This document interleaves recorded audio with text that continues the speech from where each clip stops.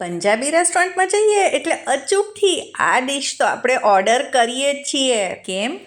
કેમ કે ઘરમાં તો એ ટેસ્ટ અને ફ્લેવર્સ મળતા જ નથી, બરાબર ને? તો ચલો આજે રેસ્ટોરન્ટવાળી બધી જ સિક્રેટ ટિપ્સ સાથે આપણે બનાવી લઈએ દાલ ફ્રાય કે પછી દાળ તડકા અને સાથે જ જીરા રાઈસ. આવી રીતે બનાવ્યા તો તમે શું ઘરના બધા જ આંગળા ચાટતા રહી જશે. તો રેસ્ટોરન્ટ સ્ટાઇલ દાળ તડકા બનાવવા માટે અહીંયા આપણે લઈ લઈશું 1 કપ તુવેરની દાળ. આ તેલ વગરની દાળ છે. જો તમારે ત્યાં તેલવાળી દાળ ખવાતી હોય તો તે લઈ શકો છો. સાથે જ 1/8 કપ મસૂરની દાળ એટલે 1/4 કપથી પણ અડધી. રેસ્ટોરન્ટની દાળમાં મસૂરની દાળ તો તે લોકો એડ કરે જ છે. સાથે જ દાલ ફ્રાય એકદમ જ ઘાટી એકરસ બને તેના માટે 1/8 કપ મગની પીળી દાળ લઈ લઈશું. હવે દાળને 2 થી 3 વખત ધોઈ લઈશું જ્યાં સુધી આપણને એકદમ જ ચોખ્ખું પાણી નથી મળતું. અને હવે આપણે આમાં નવશેકું કે થોડું ગરમ પાણી ઉમેરી દઈશું અને પોણો કલાક માટે પલાળવા રાખી દઈશું. જો દાળ સરસ રીતે પલળી ગઈ હશે તો તેને બફાતા પણ વાર નહીં લાગે.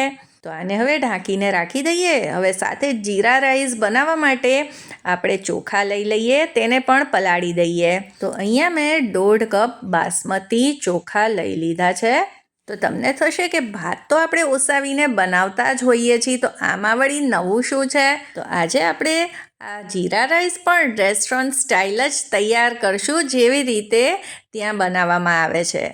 તો ચોખાને પણ 2 થી 3 વખત સરસ રીતે ધોઈ લીધા છે અને હવે તેમાં નોર્મલ પાણી ઉમેરી તેને પણ પલાળીને રાખી દઈશું અડધો કલાક માટે. તો અડધી કલાક પછી બંને વસ્તુઓને ચેક કરીએ તો ચોખા અને દાળ સરસ રીતે પલળી ગયા છે.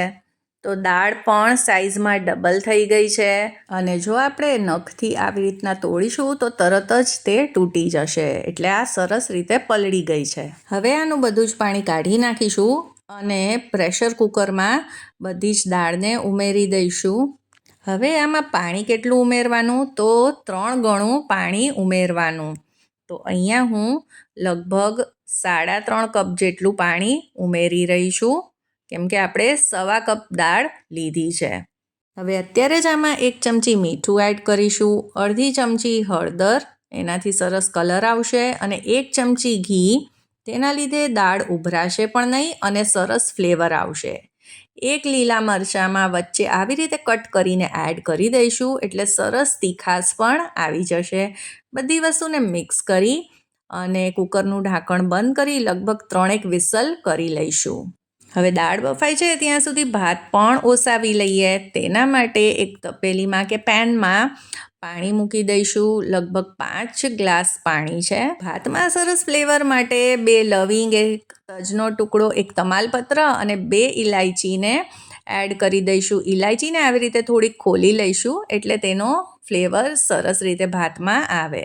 સ્વાદ પ્રમાણે મીઠું અને 1 ચમચી ઘી એડ કરીશું. ઘીથી ભાત છૂટા બનશે અને સરસ શાઇન આવશે. ભાતનો દાણો એકદમ જ છૂટો અને સફેદ બને તેના માટે અડધો લીંબુ નીચવી લઈશું. હવે રેસ્ટોરન્ટમાં તો લીંબુની જગ્યાએ વિનેગર એડ કરે છે, પણ આપણે લીંબુ જ ઉમેરશું. અને હવે ભાતમાંથી બધું જ પાણી કાઢ્યા પછી ભાતને આમાં એડ કરી દઈશું. હવે જ્યારે પણ પાણી એકદમ ગરમ થઈ જાય પછી જ ભાતને એડ કરવાના. લગભગ 5 મિનિટ થઈ ગઈ છે અને હવે ભાતને ચેક કરી લઈએ તો ભાત એકદમ જ સરસ ફૂલાઈ ગયા છે. તેની સાઈઝ તમે જોઈ શકો છો, ડબલ થઈ ગઈ છે. અને આ રીતે દબાવીએ તો સેજ હલકો દાણો દબાય છે. તો આપણે ભાતને લગભગ 80% જેટલા જ કૂક કરવાના છે. હવે ભાત ઓસાવાના ચારણામાં આપણે ભાતને કાઢી લઈશું. હવે આગળ પણ બીજી ટિપ્સ છે જેનાથી ભાતનો દાણો એકદમ જ છૂટો રહેશે. ભાતને ચારણામાં કાઢ્યા પછી આપણે ઘણી વખત ભાતને આમને આમ રહેવા દઈએ છીએ. નીચે જે ઓસામણ હોય છે તેની ઉપર જ, તેના લીધે નીચેના જે ભાત છે તેની કુકિંગ પ્રોસેસ બંધ નથી થતી. વરાળના લીધે તે સોફ્ટ અને વધારે ચડવા લાગે છે.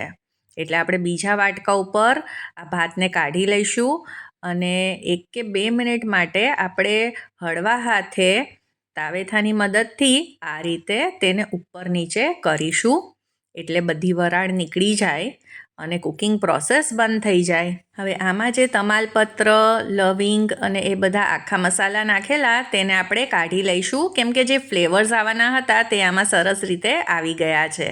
હવે રેસ્ટોરન્ટ જેવો લુક આપવા માટે આમાં આપણે ઝીણા સમારેલા ધાણા ઉમેરીશું અને આવી રીતે ફોકની મદદથી જ મિક્સ કરીશું જેનાથી ચોખાનો દાણો ભાંગે નહીં. હવે દાલ ફ્રાય કે દાળ તડકાનું બેસ્ટ કોમ્બિનેશન તો છે જીરા રાઈસ. તો તેના માટે વઘારિયામાં 3 થી 4 ચમચી ઘી ઉમેરી દઈશું અને તેમાં 1 મોટી ચમચી જીરું એડ કરીશું. રેસ્ટોરન્ટમાં જે જીરા રાઈસ હોય છે એમાં જીરાનું પ્રમાણ થોડુંક વધારે જ હોય છે. તો આજે એ જ રીતે આપણે તૈયાર કરીશું. અને હા, જીરુંને એકદમ જ સરસ રીતે સાંતળવાનું છે. થોડો ડાર્ક કલર આવશે તો ચાલશે, પણ જો તે કાચું રહી જશે તો પછી ખાવામાં તે મજા નહીં આવે. હવે આને પણ ભાતમાં ઉમેરી અને ફોકની મદદથી મિક્સ કરી લઈશું. તો હવે જીરા રાઈસ તો તૈયાર છે. તો હવે આપણે રેસ્ટોરન્ટ સ્ટાઇલ દાલ ફ્રાય કે દાળ તડકા પણ તૈયાર કરી લઈએ. તો દાળ એકદમ જ સરસ રીતે બફાઈ ગઈ છે. તો હવે આપણે આને વઘારી લઈએ. કડાઈમાં 3 ચમચી ઘી એડ કરીશું અને સાથે જ 2 થી 3 ચમચી જેટલું તેલ પણ ઉમેરીશું. તેલ એટલે ઉમેરવાનું કે ઘી બળી ન જાય. 1 ચમચી જીરું અને 1 મોટી ઇલાયચી ઉમેરી છે. તેને પણ આપણે ખોલીને ઉમેરવાની. મોટી ઇલાયચીનો ટેસ્ટ ખૂબ જ સરસ આવે છે. 2 લીલા મરચાં, 1.5 ઇંચ આદું અને સાથે જ 8 થી 10 લસણની કળી. આ બધી જ વસ્તુને ઝીણું કટ કરીને એડ કરવું. આમ જનરલી આપણે આદું મરચાં લસણની પેસ્ટ કરીને ઉમેરતા હોઈએ છીએ, પણ દાલ ફ્રાયમાં આ રીતે કટકા કરીને નાખશો ને તો ખૂબ જ સરસ ટેસ્ટ આવશે. એકદમ જ રેસ્ટોરન્ટ જેવા ફ્લેવર મળશે. હવે 1 મોટી ડુંગળીને પણ બારીક સમારીને એડ કરી દીધી છે. તે હલકી ગુલાબી રંગની થાય અને સોફ્ટ થાય પછી 2 નાના ટમેટાને ઝીણા કટ કરીને ઉમેરી દીધા છે. ટમેટા જલ્દીથી સોફ્ટ થઈ જાય ને ચડી જાય એના માટે આપણે મીઠું થોડુંક એડ કરીશું. મીઠું આ જેટલી વસ્તુ છે તેના પ્રમાણનું જ ઉમેરવું કેમ કે આપણે દાળમાં પણ એડ કર્યું જ છે. લગભગ 1.5 થી 2 મિનિટ પછી આવી રીતે ટમેટાં એકદમ સોફ્ટ થઈ ગયા છે. તો એમાં મસાલા ઉમેરી દઈશું. 1/2 ચમચી હળદર પાવડર, 1 ચમચી ધાણા જીરું પાવડર, 1.5 ચમચી લાલ મરચું પાવડર એડ કરી આ બધા મસાલાને સાંતળી લઈશું 1 મિનિટ માટે. હવે જ્યારે આમાંથી તેલ છૂટું પડે ત્યારે આપણે જે આ દાળ છે બાફેલી તેને પણ ઉમેરી દઈશું. તો જ્યારે જે વસ્તુ ઉમેરવાની છે ને તમારે તે જ પ્રમાણે એડ કરવી. તો દાલ ફ્રાય એકદમ પરફેક્ટ બનશે. હવે કુકરમાં પણ 1 કપ જેટલું પાણી એડ કરી અને તે આમાં ઉમેરી દીધું છે. હવે બસ આમાં વધારે પાણીની જરૂર નથી કેમ કે આપણે થોડીક દાલ ફ્રાય ઘાટી જ રાખવાની છે.